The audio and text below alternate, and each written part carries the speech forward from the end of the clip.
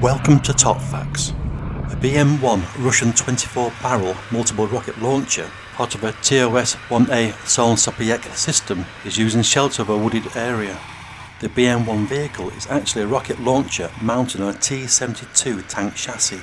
You can clearly see the classic T-72 profile under the launcher. The BM-1 three-man crew have received target coordinates and manoeuvre the launcher to a firing area which is clear of tree branches and other obstructions. The BM-1 can fire updated rockets to an effective range of 10 kilometers.